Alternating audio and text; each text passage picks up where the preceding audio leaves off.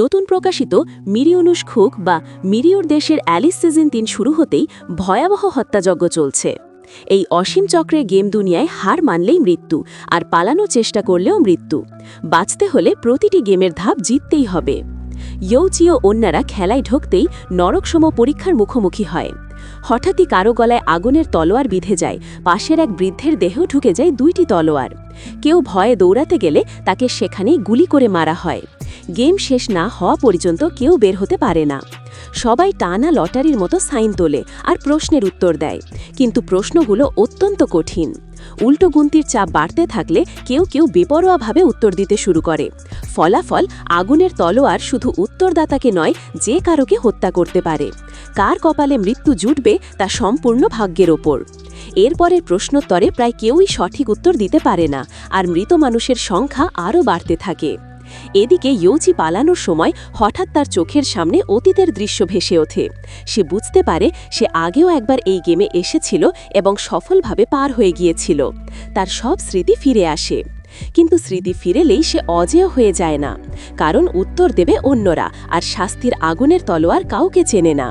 ৪০০রও বেশি আগুনের তলোয়ার প্রায় সবাইকে মেরে ফেলার উপক্রম করেছিল, কিন্তু ইউচি ও কয়েকজন বেঁচে যায়। এরপর শুধু ইউচির ৭ নম্বর সঙ্গীটি ইউকিস পার্টনার প্রশ্নের উত্তর দিলেই এই ধাপ শেষ হয়ে যেত। কিন্তু তার উত্থাপিত প্রশ্ন ছিল, পৃথিবীতে মোট জনসংখ্যা কত? প্রতিদিন প্রতি সেকেন্ডে কেউ জন্মায়, কেউ মারা যায়। এই প্রশ্নের সঠিক সংখ্যা বলা প্রায় অসম্ভব। সে ঝুঁকি নিয়ে উত্তর দিল ৭৯০ কোটি, কিন্তু সঠিক উত্তর ছিল ৮০০ কোটি। ১ কোটি কম বলেছে। এর মানে আকাশ থেকে ঘন ঝাঁকে ঝাঁকে নেমে আসবে অসংখ্য আগুনের তলোয়ার। আগুনের তলোয়ারগুলো পুরো জায়গাটিকে যেন ছাই করে দেবে। এমন অবস্থায় ইউচি প্রাণপণ চেষ্টা করছিল সমাধান খুঁজতে। সে হঠাৎ মনে করল, গেম শুরুর আগে একটি ইঙ্গিত দেওয়া হয়েছিল, সঠিকভাবে সাইন বা টোকেনের বার্তা পড়তে হবে। অর্থাৎ প্রশ্ন ছাড়াও এর মধ্যে লুকানো বেরিয়ে যাওয়ার পথ আছে। প্রত্যেকের সাইনে শুভ অশুভ দিক লেখা ছিল। ইউচি বুঝল এটাই সম্ভবত পালানোর সূত্র। সে সবাইকে জিজ্ঞেস করল তাদের জরুরি দিক কোথায়। সব হিসাব করে দেখা গেল শুধু উত্তর পশ্চিম দিক কারোর সাইনে নেই। গেমের স্বভাব অনুযায়ী উত্তর পশ্চিম দিকই হয়তো বাঁচার পথ। ইউচি দ্রুত সবাইকে নিয়ে উত্তর পশ্চিম দিকে দৌড়ালো, কিন্তু সেখানে গিয়ে দেখল পুরো এলাকা লাল আলোর ইনফ্রারেড দিয়ে আটকে দেওয়া। জোর করে ঢুকতে গেলেই মৃত্যু নিশ্চিত। ইউচি মনে করার চেষ্টা করল এখানে কিভাবে তারা এসেছিল। সে একটি ভাঙা সিঁড়ি দেখল, মনে হলো উত্তর এখানেই। ঠিক তখনই একটি আগুনের তলোয়ার তাদের দিকে ছুটে আসে। সবাই মিলে দ্রুত বড় পাথর সরিয়ে নিচে নামার পথ বের করল। কোনো উপায় না দেখে ইউচি নিচের ভূগর্ভস্থ ঘরে লাফ দিল। নিচে নামতেই সফলভাবে পরবর্তী স্তর পার হওয়ার অডিও বাজল। কিন্তু গেম এখানেই শেষ নয়। এই ধাপ উত্তীর্ণ হলে আরেকটি ধাপ অপেক্ষা করছে। বাইরে বিশাল আকারের জোকার কার্ডের টাইল দেখা যাচ্ছিল। ইউচির কাছে একটি রহস্যময় ঘোর কার্ড ছিল, অন্যদের কাছেও ছিল। সবাই আগে কখনো না কখনো এই গেম দুনিয়ায় ঢুকেছিল। এখন প্রশ্ন হচ্ছে, কেন আগের বিজয়ীদের আবার ডাকা হয়েছে? ইউচি অন্যরা ধারণা করল এটি হয়তো তাদের প্রত্যেকের হাতে থাকা বিশেষ ঘোর কার্ডের রহস্যের সাথে যুক্ত। এক রাত বিশ্রামের পর তারা দ্বিতীয় রাউন্ডে প্রবেশ করল। এটি ছিল জাতীয় ভাইরাস গবেষণা কেন্দ্র। নাম শুনেই বোঝা যায় সহজ কিছু নয়। সাইনবোর্ড দেখে তারা গেম হলে পৌঁছল, কিন্তু সেখানে আরও অনেক খেলোয়াড় ইতিমধ্যেই উপস্থিত। গেমের ঘোষণা শোনা গেল, এই পর্যায়ের নাম জম্বিকে খুঁজে বের করো। সবাইকে 7টি করে তাস দেওয়া হলো।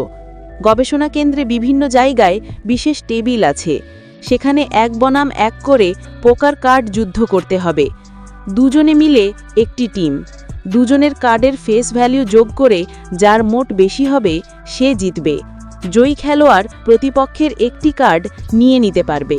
প্রতিটি দলে মাত্র একজন খেলোয়াড়ই জম্বি কার্ড পায়। জম্বি কার্ড সব সংখ্যার চেয়ে বড়। যে হারবে সে নিজেও জম্বিতে পরিণত হবে এবং তার হাতেও একটি জম্বি কার্ড যোগ হবে। জম্বির বিস্তার থামাতে চাইলে ছুরি ব্যবহার করতে হবে। 2 শটগান কার্ড লিয়ে ছং ফায়। শটগান কার্ড জম্বিকে হত্যা করতে পারে। প্রত্যেক খেলোয়াড়ের কাছে একটি শটগান কার্ড থাকে। প্রতিপক্ষ টেবিলে জম্বি কার্ড না খেললেও শটগান কার্ড ব্যবহার করে তাকে হত্যা করা যায়। তবে শটগান কার্ড একবারই ব্যবহার করা যায়। একবার ব্যবহার করলে তা অদৃশ্য হয়ে যায় এবং এটি শুধু জম্বির ওপর কাজ করে, মানুষের ওপর নয়। জম্বি কার্ড ও শটগান ছাড়াও তৃতীয় একটি বিশেষ কার্ড আছে, ভ্যাকসিন কার্ড। ভ্যাকসিন কার্ড এলোমেলোভাবে খেলোয়াড়দের দেওয়া হয়। এটি টেবিলে থাকা জম্বি কার্ডকে নিষ্ক্রিয় করে জম্বিকে আবার মানুষে রূপান্তরিত করতে পারে। কিন্তু যদি কোনো খেলোয়াড়ের হাতে একই সঙ্গে জম্বি ও ভ্যাকসিন কার্ড থাকে তাহলে সে নিজের উপর ভ্যাকসিন ব্যবহার করতে পারবে না। এই পুরো গেমটি মোট 20 রাউন্ড ধরে চলে। এই সময়ে যে খেলোয়াড় নিজের সব নম্বর কার্ড হারাবে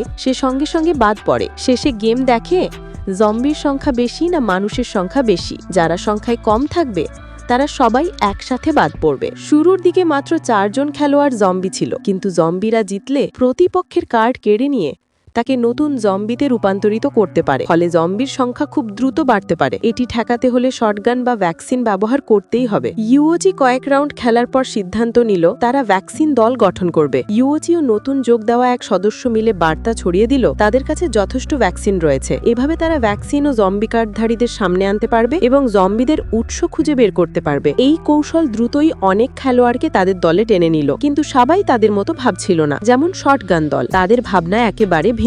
তাদের মতে সমাধান হলো বল প্রয়োগ, কারণ প্রত্যেক খেলোয়াড়ের হাতেই তো শটগান কার্ড আছে। জম্বি দেখলেই গুলি করলেই হয়। শুধু কার্ড নয়, তারা বাস্তব বল প্রয়োগও শুরু করে দিল। যদি কাউকে জম্বি বলে সন্দেহ হয় তারা তাকে ধরে ভয় দেখিয়ে বাকি জম্বিদের সম্পর্কে তথ্য আদায় করত। কিন্তু এতে একটি ভয়ঙ্কর সমস্যা দেখা দিল। জম্বিরা বুঝতে পারল তাদের উপর শিকার শুরু হয়েছে। তারা সবাই একজোট হয়ে গেল এবং একসাথে পাল্টা লড়াই শুরু করলো।